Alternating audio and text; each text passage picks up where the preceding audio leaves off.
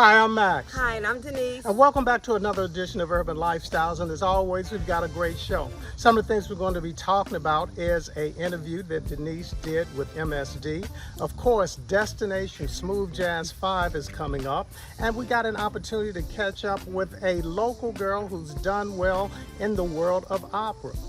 We'll take a quick break and back with more right after this. The Steve Harvey Morning Show is the best that there is.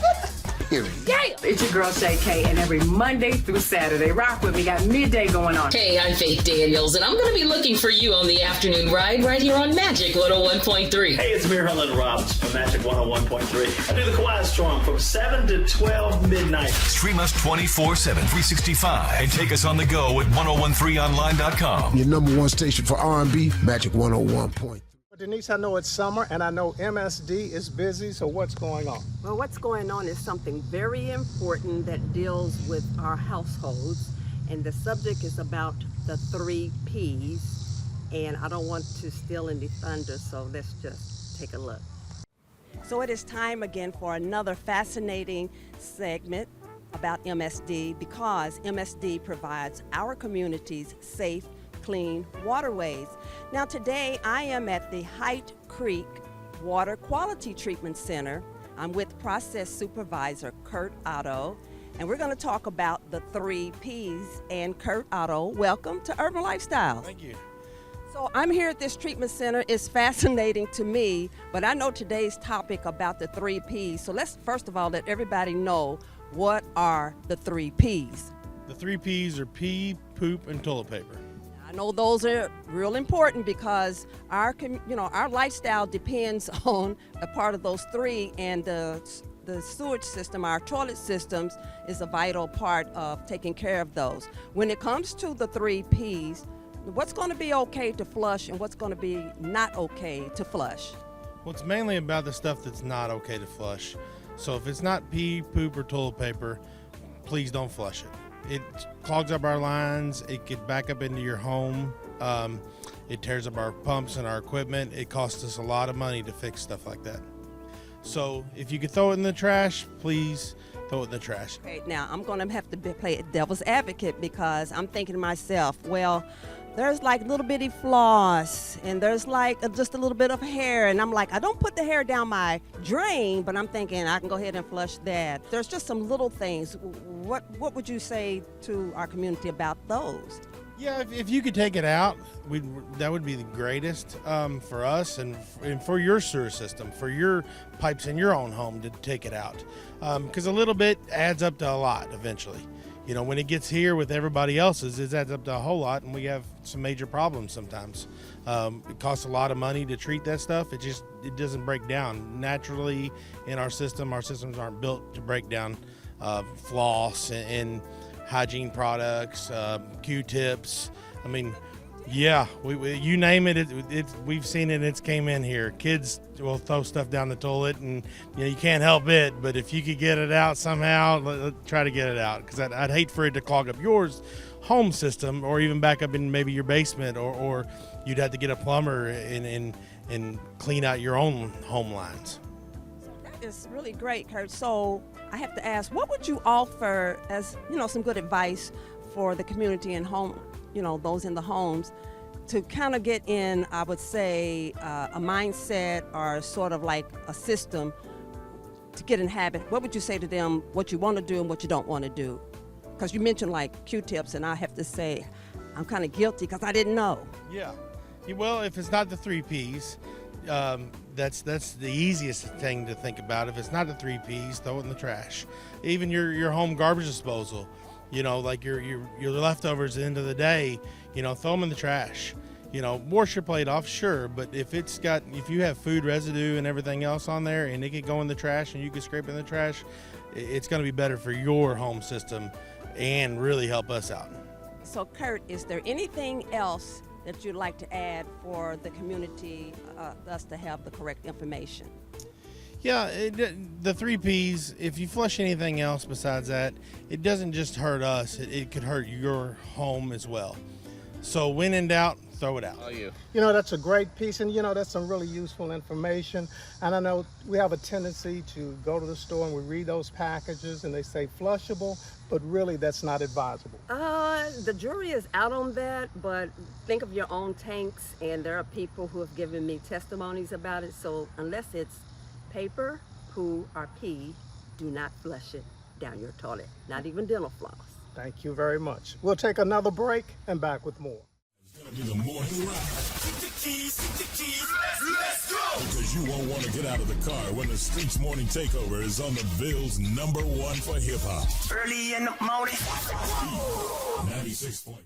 Got an opportunity to catch up with the Taylortown African Methodist Episcopal Zion Church Summer Recital Soiree. And you know what?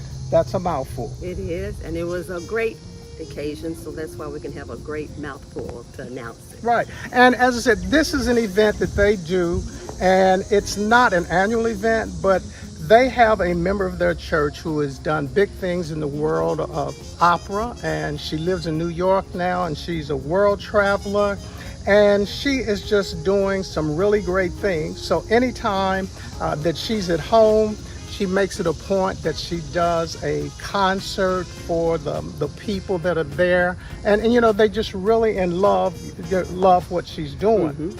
And her name, so I don't mess it up, let me find it, is Kamisha.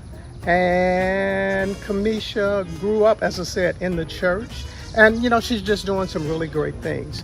So the concert, it was, you know, well attended. Mm-hmm. The proceeds are going to help a lot of the programs that the church puts on. They had the event out at the U of L Thrust Theater, and once again, you know, it's always great when you've got people in your church who have a talent and they never forget their roots. Yeah. I don't know her personally, but it makes me feel so proud, and especially the genre of music for opera, and it makes me think of a long time ago of Marian Anderson. Mm-hmm. And those who have, Kathleen Battle, who have come up through the ranks, and now here she is, and it just makes me so proud. We'll take another break and we'll be back with more right after this. From one place to another, it's healthy, social, good for the environment, and anyone can do it. We at Middletown love cycling and really love helping others discover a new passion. Stop in today and let our friendly, knowledgeable staff help you get started. We cater to beginners as well as experienced cyclists. We're a local business that cares about our community because we are a part of the community. Come in today and get on a bicycle that fits your needs and improve your life. Well, we all know if you live long enough, you're going to get older. And one thing that tends to happen is as people get older, they have a tendency to slow down. But we know it's very important to stay fit after 60. And we've got a few tips for you. Yeah, one of the main reason why we're covering this is because we're over 60. I'm over 70. And staying fit, it means healthy. I think some people try to really zero in on youthful looks. I think that's a benefit that comes with it. But basically, they say good health is good wealth. And so we want to talk about some of the things that you should be doing to ensure that you're having your, I would say, optimal and ultimate health. And one thing, if you're taking care of your health, it also reduces the risk of some chronic diseases. And, you know, again, it not only increases your longevity, but also your quality of life as well. Yes. So there are like some key exercises as seniors we should focus on. And one thing that they start out talking about is strength training and getting in anaerobic exercise. And I know Denise and I, we walk 5 days a week, about 2.5 to 3 miles, and maybe on the weekend we'll put in 6 miles to 8 miles, unless we're riding a bike or doing something like that. Yes. And when I first started back on it, because the winter had me a little rusty, I felt winded, but as we are continuing to do it, it's getting better and it's getting better. So that part is, if you can do nothing else, walking is so essential to ensuring that you'll have good health. It's basic. And another thing that they talk about is balancing your exercise. So just don't walk with some hand weights, or if you can do any type of martial arts or Tai Chi, but just trying to incorporate some different things that help you as it relates to your stability. Something else they talk about is flexibility and mobility. So I know you are getting into yoga and Pilates, and I have to admit that's not in my wheelhouse. Well, I think it should be. This is what I found in regards to getting older. You definitely want to do strength training. That was a mouthful.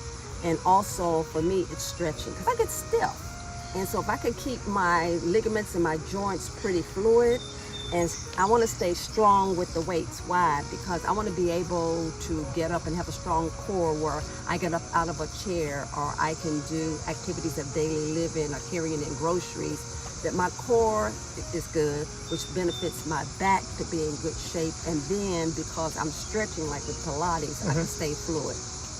And something else that they also really stress is listen to your body. So you've got an ache or pain or something, you're at that age where you need to go and get checked out. And self-care sometimes is not the best care. So make sure that you're doing that as well. And find a workout partner, because that's somebody that's going to keep you focused, they're going to keep you on point. And do not work out if you're not staying hydrated. Can't really stress how important that is. Exactly. Go ahead. And another thing, as we say, we're talking about reducing risk of chronic diseases.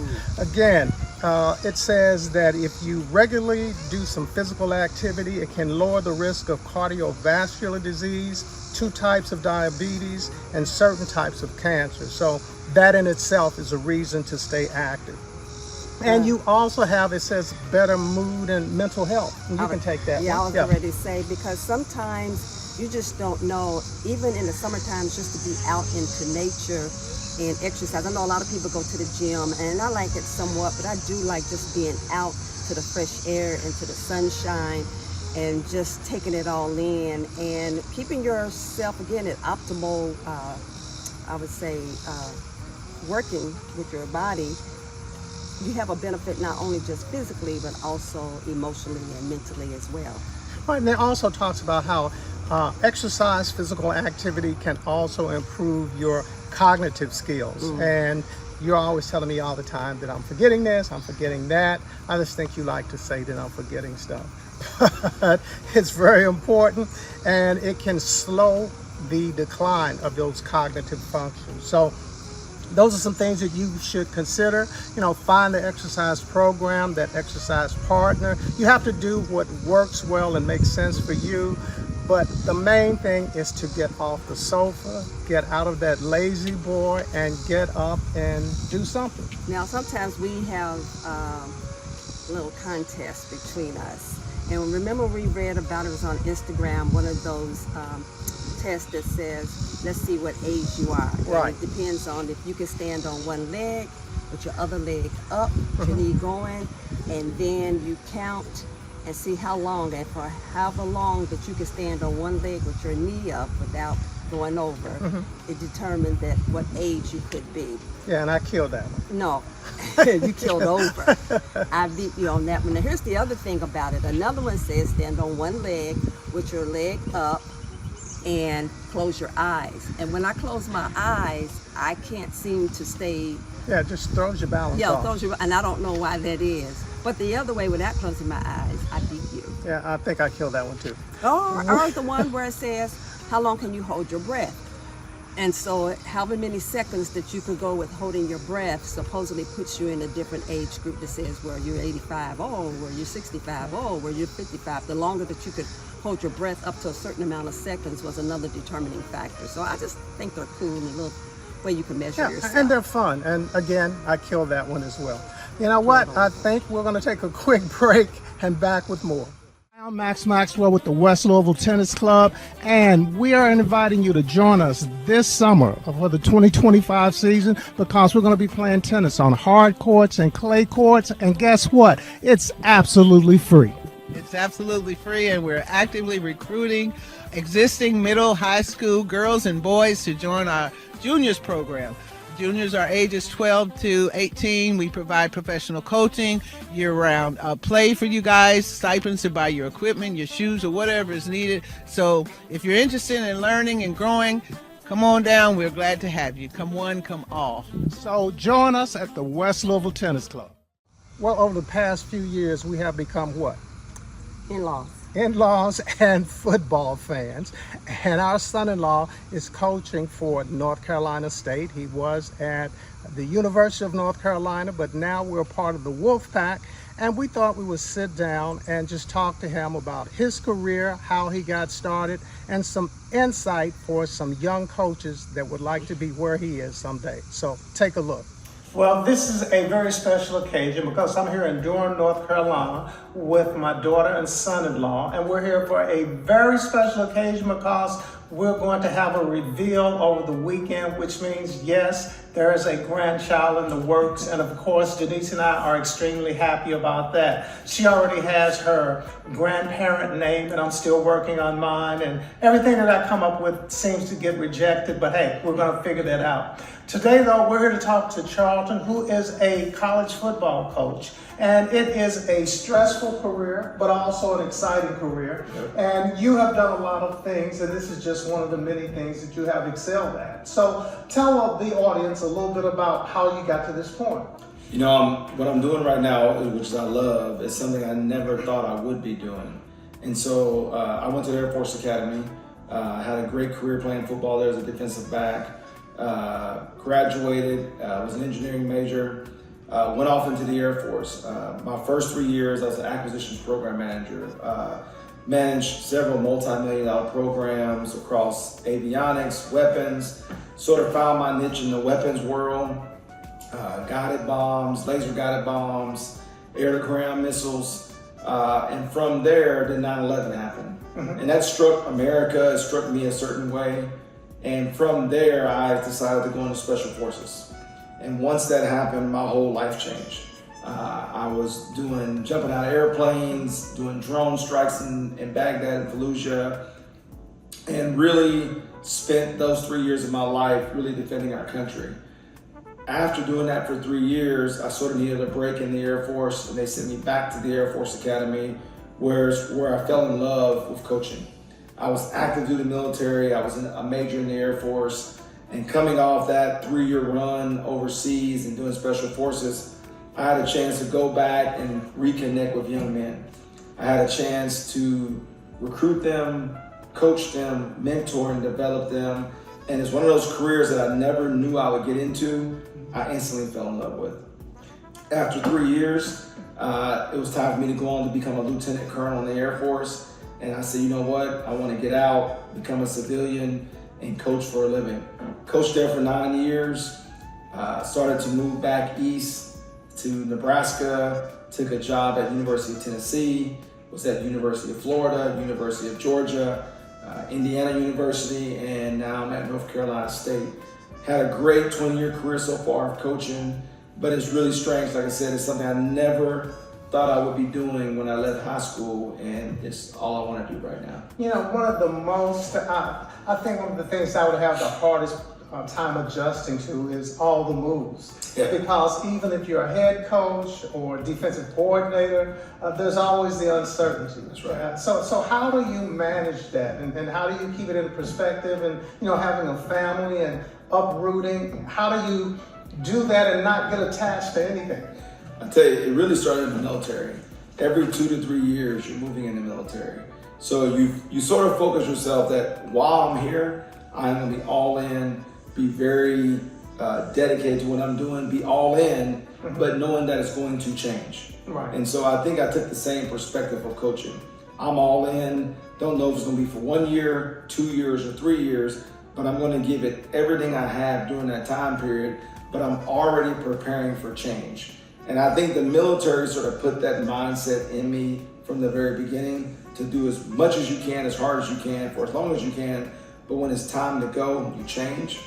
That has really helped me in my coaching career, for me not to get so attached to necessarily the place, but be really attached to the mission of developing young men and winning football games. And when you talk about that development piece, what is some of the things that you try to pass on to these young men? Because we know everybody who plays wants to get to the next level. That's right. We know everybody's not going to get there. So what's that speech like, preparing them not only to be successful while they're there in college, but realizing that there may be a transition where they're transitioning out of football? As I recruit and as I coach these young men, the one thing I tell them is perspective. You want to go as hard as you can, you want to be as great as you can be, but also know what the odds are at the end. You could have an unbelievable college career and not make it to the NFL. And the one thing I promise the parents, to grandparents, to players is that when you leave me, you will be prepared. If you are blessed enough to have the opportunity to go to NFL, I would have coached you, trained you, and mentally prepared you to succeed at that level. If you don't go to the NFL, I've also prepared you to be a really good young man. I've prepared you to be a doctor, a lawyer, a businessman. Whatever you leave this room of mine, you will be prepared for life. And that's really what development is. Prepare a 17, 18-year-old man to be prepared to take on life. It may be a life in the NFL, but even then, the NFL could be 1 year, 2 years. You still have a lot of years to go forth and conquer. So my talk to them in development is life. The dream is the NFL. The goal is a degree to be a great young man once you leave these walls and go forth and do something productive in society. Something that I always see when I'm watching the kids today in the NIL, you can't get away from that. You've got these young kids now, they're millionaires, and they're 17, 18, 20 years old. How do you harness all of that, financial wealth that they have, but at the same time, they're still don't have that maturity level to really take on all that responsibility? Well, one, I think, is we set up programs of financial literacy. To begin with, to help these young men understand how to manage a bank account, investments, things that will prepare them for the future financially. But also, at the end of the day, these are still young kids. They want to play football. And so we can never lose sight that the greatest equalizer when you're talking about negotiating money or how much you're going to get paid is playing time. They all want to play. So I think that when you boil down all the adult side of how the business of college football has changed, they still want to get on the field on Saturdays, play in front of 85,000 people, be on national TV, and help their teammates win games. And sometimes with all the talk and chatter, we sort of get away from that. But at the core, when these young men are training year-round, think about it. They train 3/4 of the year for 12 opportunities. Right. 12 weeks of competition, and all the other weeks of the year, they're training and grinding. So they still have a love of the game. It's just that now they're getting compensated. Now, you're in the ACC, Louisville's in the ACC. The one good thing I can say is you chose a good coach. So I can't go wrong whether it's NC State or U of L. And of course, I'm always pulling for NC State. But what does the conference look like for you this year? Because you've got a lot of young players on your team coming in. Right. I tell you, I'm really looking forward to young guys having a chance to prove themselves on the field of battle. We have an unbelievable schedule. This league, the ACC, from having a chance to play teams like Clemson and Louisville and Miami and Florida State, NC State. We go up and down the East Coast. You bring in a Notre Dame. Now with the influx of the West Coast teams of Cal and Stanford and SMU, this is a great conference. And the conference focuses on winning and competition, but also academics. And you look at a lot of universities, great academic history, a lot of the schools in the ACC, but also the competition level that you see from all the games throughout the year. So we have a young team, we have a competitive team, a hungry team, and so I think our schedule and our conference allows us to go see what we're made of. Well, one thing I've always said about Charlton, he's very humble, he's achieved a lot, but he is just so grounded and down to earth. Yeah, he is. He has a wide background of experience. A wide background of experience that has shaped him to where he is and set him up for success as to why he is where he is right now and doing so well with it. Right. And, when you see him interact with the young men, because, he's had them over to the house, they have the utmost respect for him, and you can just tell that they really want to learn from him and what he's doing, and he's doing a great job. And for Charleston is humble. You are correct. We'll take another break, and we'll be right back.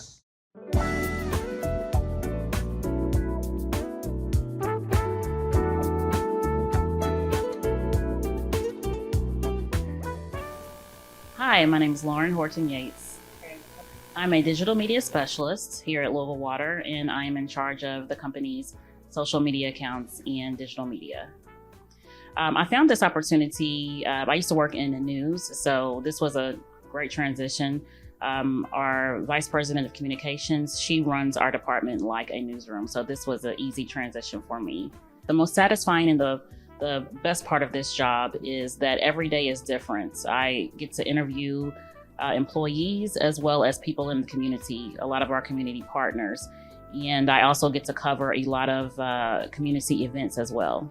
We have award-winning Louisville Pure Tap. There's no need to buy bottled water because you have great tasting, some of the best tasting water in America coming right out of your faucet. This is a great place to work. We have excellent benefits. Even though we service more than 1 million people, this is actually one of the smaller companies. We have around 500 people. So it's actually like a family here at Louisville Water.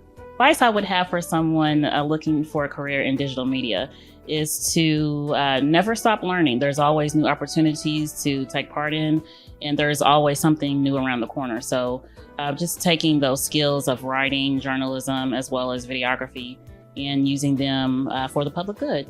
When I travel, I try to take a Louisville Pure Tap bottle with me because we have some of the best tasting water, and it's hard to beat that on the road.